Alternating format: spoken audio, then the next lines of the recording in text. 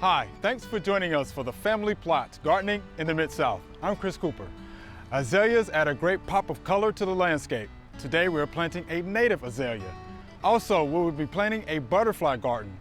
That's just ahead on the Family Plot, Gardening in the Mid-South.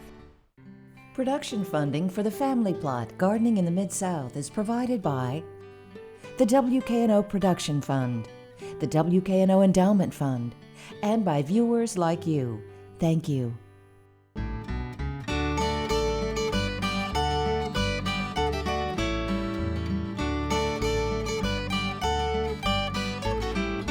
Welcome to the Family Plot. I'm Chris Cooper. Joining me today is Dale Skaggs. Dale is the Director of Horticulture at the Dixon Gallery and Gardens, and Joellen Diamond will be joining me later. Hi Dale, how's it going today? It's going great. Good, so what are we going to be planting today? Well, this is a native azalea, and we're really fond of native azaleas here at the Dixon.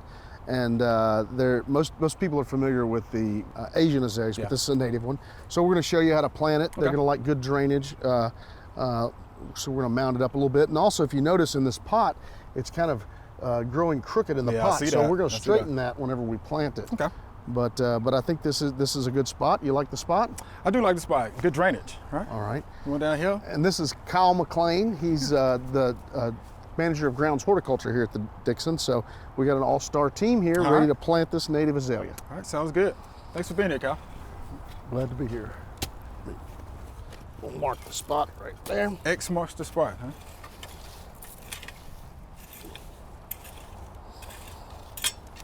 Just go off there.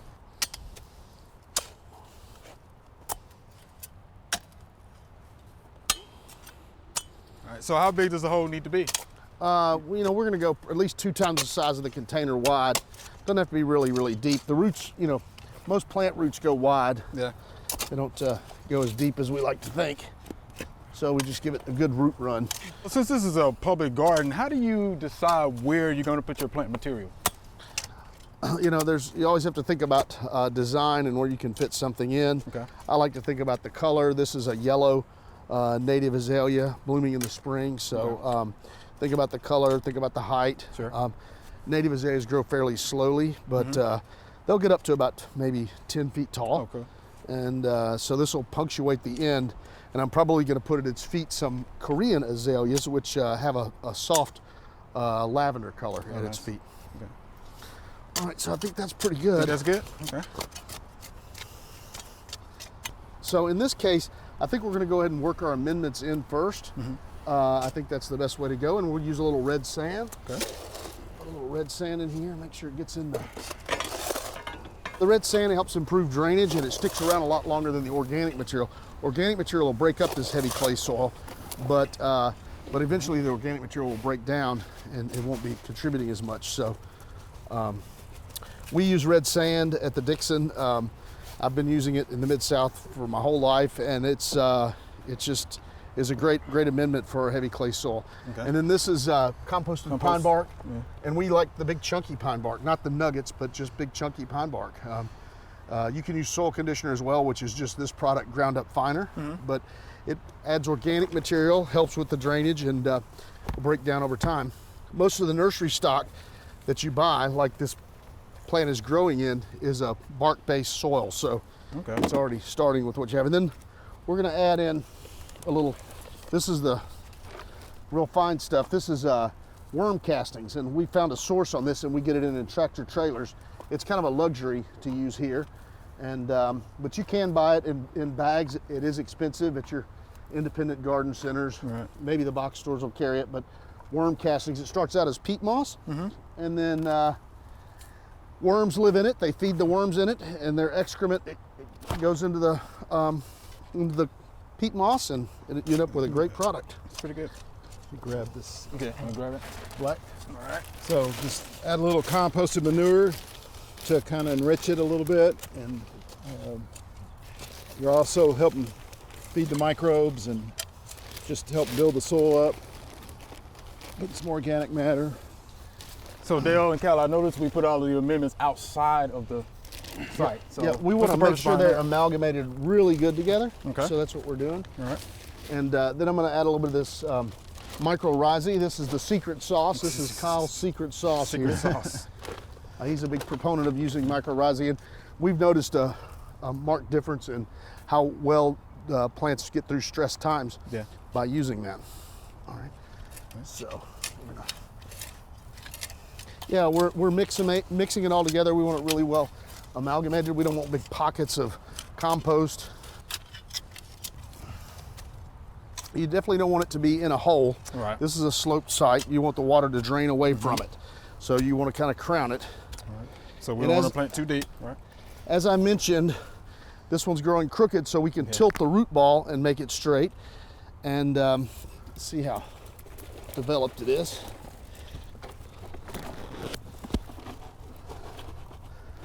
That looks like a good side there. Look at it. I'll turn it. Does that look like a good side, Chris? Oh, it does. Okay. It does. Perfect. All right. Some soil in around it. So Dale, we don't need to break that root ball up any, or? Well, I was looking at that. A lot of times when you buy azaleas, like at garden centers, they're really, really well root bound. Yeah. This one seems to be not as, it's not as well developed. It's not going to stay in a ball. Yeah. The idea is that the roots in the container hit the edge of the container and they keep running around in circles and they get kind of root bound. Yeah. And sometimes on regular azaleas, we'll actually take a soil knife to them and really break them up. But this plant here, the roots are pretty loose. Yeah, that's good. This is really the huge commercial nurseries really don't grow a lot of native azaleas because they're slow. So usually it's more small, independent, like mom and pop kind of operations. The root system isn't kind of full and it hadn't been cut back a whole lot. But this is a great plant. We love native azaleas here at the Dixon. So can you talk a little bit about the air pockets and what you're doing there? Yeah, you don't want air pockets underneath there. It's more important when you're planting bigger stuff because the water will help settle it in when you give it its first watering. But you don't want any air pockets under there. That's a no-no. That's the main consideration when planting something like this. And see, it is mounded up, but that's fine. That's what we want. And then if we can grab that rake over there, Kyle, I'll rake this thing out.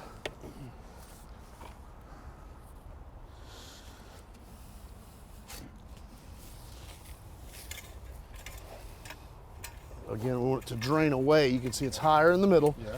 Everything's draining away.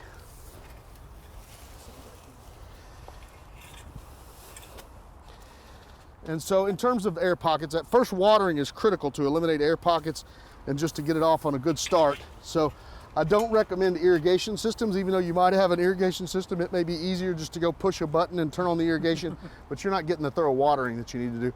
I recommend that you use like a water breaker on the end of a hose, or you can stick your finger in there. Yeah. Some people do that, right? But just give it a good soaking, back off for a minute, let it soak in, then give it some more. And when you think you've watered it enough, water it just a little bit more and you're good. So give it off to a good start. And then you need to watch it during its first season. That first summer is the critical point to get it through. Once it's got its roots in the native soil, you'll be fine. Okay. Let me ask you about this. So I'm noticing this is kind of crossing over a little bit. So do you actually look at it and come back and maybe prune it off? Or? Yeah, I think, this branch here actually, let's see if that's green. It still has life in it. We're gonna let this thing leaf out the rest of the way and see what happens. And you should come back and we can do a segment on pruning azaleas. That'll be good. With Kyle, Dale, thank you so much. Thank you much. Thank you.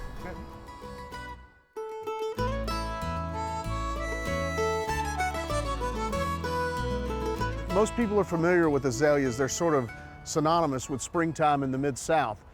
Many folks are not very familiar with our native azaleas or our wild azaleas. This is Rhododendron canescens. And yes, I said rhododendron. Most people probably don't realize that all azaleas are technically rhododendrons. They're a separate group as botanically. They have pentanthera, which means they have 5 anthers. So, but you don't have to count anthers. Just know this is a native azalea and it has these wonderful trusses. It's a deciduous plant. The fragrance is amazing. The buds are pink and it opens up. We collect these at the Dixon. I've had the privilege of going on some collecting trips in eastern Tennessee and western North Carolina. There are a lot of selections of these, wild growing selections.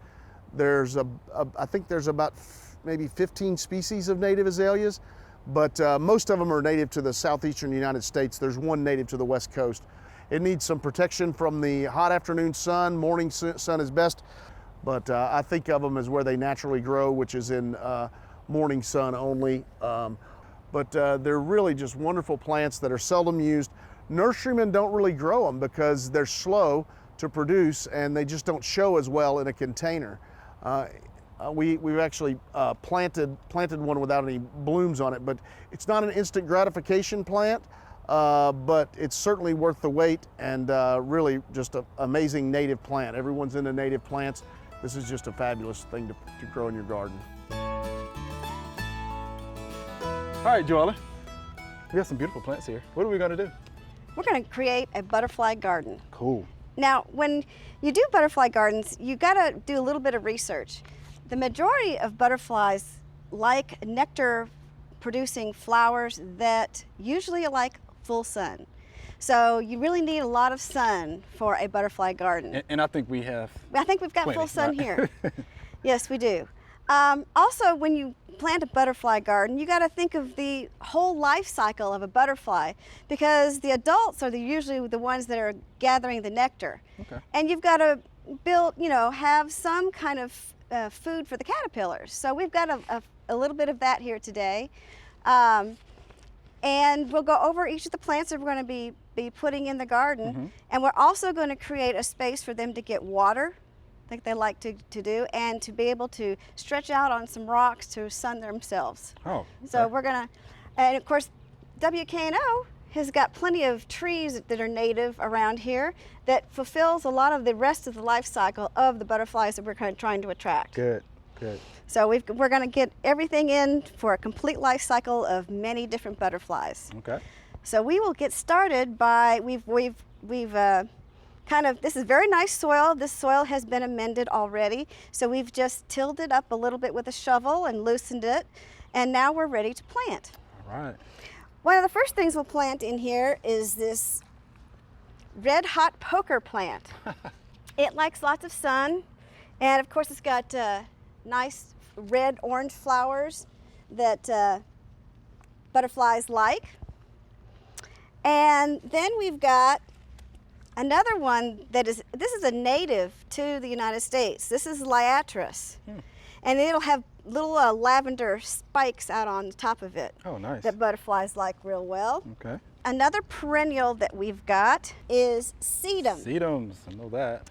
Now these will bloom in the fall. So what we're trying to do is get something blooming in this bed all the time, so that all the butterflies throughout the season have got nectar to get. Okay. So this will extend our fall blooming, and we have a couple of those. Nice. So far all of these plants are easy to maintain? Easy to maintain, all like to live together, Okay. have the same kind of requirements. None of these plants like to be wet, which is good. Good. So we're kind of going for a moist, but that can dry out bed. Okay. Next, we've got something just for the monarchs. And this is the Asclepias. This is the only plant that they need for their entire life cycle. They like the nectar from this, the caterpillars eat on this, and this is the only plant that you need to attract monarchs to your garden. The only plant? The only for monarchs. plant. How about that? Okay.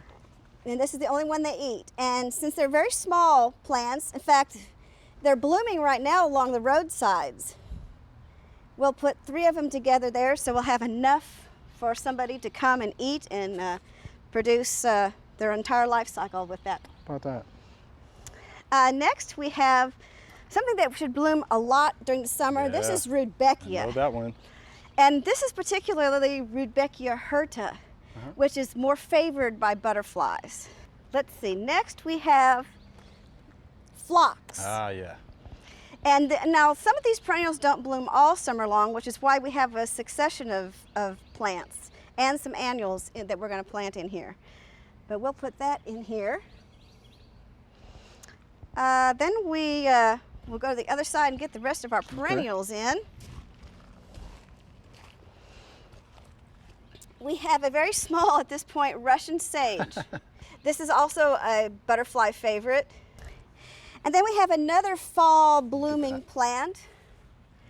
this is, now it's an aster. This has got a very long scientific name, but this is our aromatic aster, the one that has the woody leaves that blooms really late in the fall. Okay. So after the sedum bloom, then this will bloom. And that next we have another perennial called Gaillardia, and this will bloom all summer long. We have a couple of those because they're bright, and butterflies like bright colors. The oranges, the reds, the yellows, the hot pinks, and sometimes the purples. They like purple also. Okay. So along with that, Oh yeah. we also have the like ever those. popular echinacea. And this is a smaller variety. Since we have a smaller bed, I thought we'd get a smaller variety. This is called powwow. Powwow. Powwow. And next we'll move on to our annuals. Because as much as perennials are great for butterflies, we need something that's blooming all the time. And one thing that can do that is your annuals. And it's easy to slip them in. Because see, look, this is our perennials. And you see we have some spots left. We do. So we're going to fill those in with some annuals. The first one that they like, some like the best, is Monarda. And you notice this isn't quite blooming yet, so it's forming blooms. So we'll have that there. Next, we have a purple heliotrope. Now, the reasons why they like this heliotrope, not only is it purple and a good nectar source, but the flowers are kind of flat, and that's what butterflies tend to like, is flat flowers, so they can land easily on them Interesting. to get the nectar. Okay. So we have the heliotrope, and let's see, This is filling in pretty good. yeah. And then of course, who doesn't like Ah. zinnias in their perfect colors Beautiful that butterflies colors. love? Beautiful.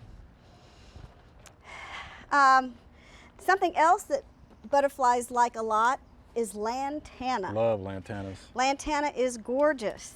And so this will bloom all the rest of the summer and into the fall. Nice. Another plant we have that butterflies actually like is portulaca, also known as moss rose. Okay. So we've got a couple of those to put here. Then of course we want something for them to eat and also to get nectar from, and those are some herbs. Ah, So right here, and you can see that this oregano is blooming, that's nice. which is very That nice, is nice. because the butterflies can take advantage of that.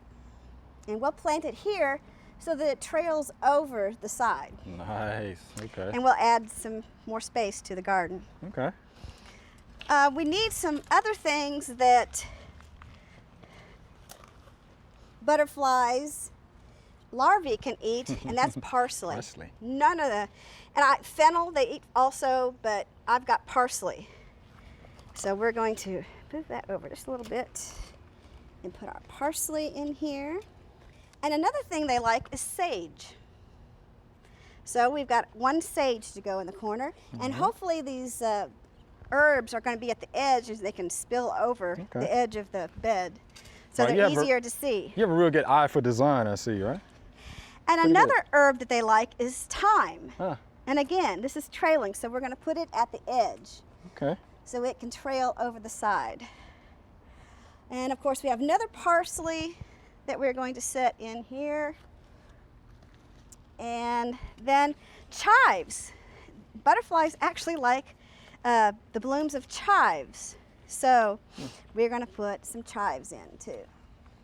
All right, so we've got them all set out, and now it's time to plant. All right. But I just wanted to let you know that what I did is, after looking around and finding the right plants, I went ahead and did a plan, Nice.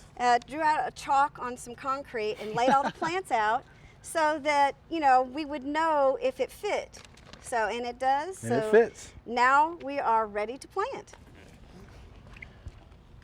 This out. Oh, yeah. And the roots aren't too bad. There's separation. Bad. All right, Joellen, what do you think? It looks good. beautiful. But now we've got to mulch. Yes, got to do that, right? We want to, the mulch will help hold the moisture in the soil for all these plants. Okay. And we're going to do that before we plant those itty bitty tiny vinca in the front. Okay. And a trick that I use when we're trying to go around small plants, you have this big bag of mulch. is Ah, you take a container and you fill it with the mulch so that you pour it can around it. easily just set it around the plants. Because we don't want this thick. We just Okay. want to cover the ground. hey, I like that trick.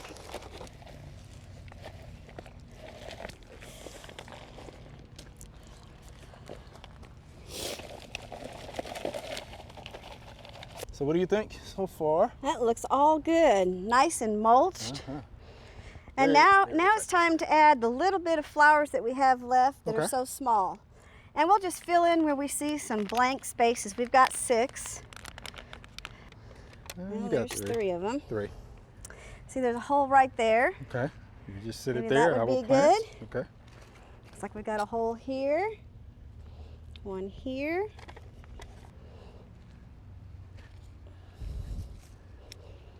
Got And there we go.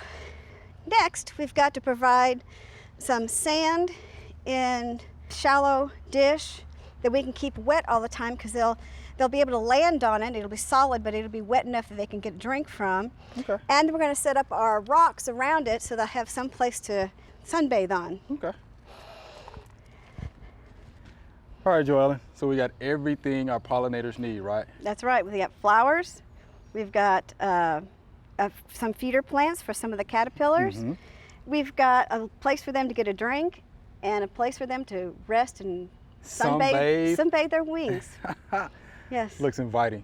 it does. I feel like going down there and just sunbathing, right? Yeah, it's warm enough. Well, look, Joellen, we definitely appreciate that. Can't wait to see what this looks like throughout the growing season. I think it's going to be great. I think it's going to be beautiful.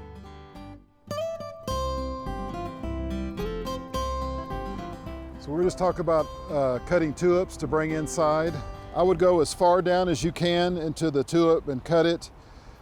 Normally we'll pull the foliage off because we don't want that to foul the water, but you can pull that off, cut it at an angle so that it'll take up water, and you want to put it in warm water so that it will take up the water. And then if you have the ability to put it somewhere where like in a refrigerator or in a cooler, that will let it condition overnight. It'll take up water and it'll last a lot longer. You can also add a little Sprite, some type of sugary clear to the water to help it to last longer, or you could buy the crystals that you mix in the water that'll allow it to last longer. This one is a little farther along, so I would only expect it to last probably within the week. But if you cut it when they first start coming out and they haven't totally opened, it'll last longer, maybe a couple weeks. All right, here's our Q&A segment. Y'all ready? I'm ready. These are great questions. All right, here's our first viewer email. What is a good plant for a front porch pot in shade? And this is Dan. Some information here, Dale. 3 to 4 hours of indirect sun, and we don't know where he's from. So, Okay. you have any recommendations? Well, heucheras are always a good choice. They're almost evergreen. They'll give you some nice color for a long time, a lot longer than flowers, right? Kind of our go-to for containers around here is the Pieris japonica. It's also called lily of the valley shrub or Japanese Andromeda. Has those little urn-shaped flowers over the winter. It's evergreen. Some of them have red new growth. There's one called Mountain Fire or something like that. So those are really really good choices for shady area, and that gets enough sun to grow some other things as well. I mean, I wouldn't limit yourself to something that's just deep shade, but Right. you'd have to consider that the container is probably not irrigated, so you don't have Yeah, to that's water a it good too point. much. Yeah. Aspidistra, if he's in the south, Oh, yeah, Aspidistra is yeah. great. Yeah. Cast iron plant, Yeah, barroom yeah, plant, yeah. yeah. It's tough as nails and gives you good foliage and works well in a container. Okay. Anything you can think of, Kyle? A Cuba, if you're familiar with that, it's a nice evergreen. Hostas with the foliage will also do well in shade and do well in pots. Okay. Camellias would work well. You could grow Really? a camellia there and then later on put it out in your yard. Give it a season or two How in the about that? container. You about get that? some nice, beautiful flowers, and yeah. Okay. Oh, there you have it, Mr. Dan. Well, thank you for that question. All right. Here's our next viewer email. How do I keep deer from damaging my trees? And this is Helen. A deer rubbed off antler velvet and killed 2 of her Japanese maples. So, Kyle, what do you think about the deer? Tough, right? that's tough. Some kind of barrier. I know barrier. people use electric fences to keep them Yeah, back. yeah. You know, they can jump easily over a 6-foot fence. Yeah. But I would say a barrier is probably going to be the best way. Yeah. Yeah, I mean, you can actually take, there's a garden I know about in Barrettville, and he had to take like 6-foot sections of fence, but he pulled it out and made little circles around each individual tree Yeah, until I've they seen got people big do that. enough Yeah. to where that wasn't an issue. But they make all kinds of deer repellents and stuff, but after it rains, you got to reapply it. Yeah. And I mean, you know, some of these, they make sprinklers that detect movement, motion detector sprinklers, good. and that'll work till they Deterrents, yeah. figure it out, Yeah, you know? yeah, right, So, right. I mean, those are just a couple of options that I can think of. Now, to your point about the barriers, so yeah, she did put wire cylinders around the trees. You think that'll work? Yeah. Yeah, I think Use that'll a work. T-stake, you know, T-post and attach it to it. Yeah. And Once they get bigger, the deer won't rub them. It's just the saplings that they want, yeah. you know? Okay. Sharpening up those antlers. Yeah, you got to sharpen them up, right? Get all that. Wow. Okay, there you have it, Miss Helen. Got some work to do there. But we do think the wire cylinders will work, though. So we think that Yeah, will I mean, work. and deer have become such a problem in urban areas. they You know, are. they really have been remarkable how they sort of can live and coexist with That's us, you right. know, and so That's these right. urban areas, it's pretty amazing. You That's hear right. a lot about deer issues. They sure are. All right, so Dale, Kyle, we're out of time. Thank you much. That was fun. Oh, That was great fun. time. That was Great time. fun. Thanks. All right, thank y'all. Remember, we love to hear from you. Send us an email or letter. The email address is questions@familyplotgarden.com. And the mailing address is Family Plot, 7151 Cherry Farms Road, Cordova, Tennessee, 38016. Or you can go online to familyplotgarden.com. That's all we have time for today. Thanks for watching. If you want to learn more about anything we talked about today, head on over to familyplotgarden.com. Be sure to join us next week for the Family Plot Gardening in the Mid-South. Be safe.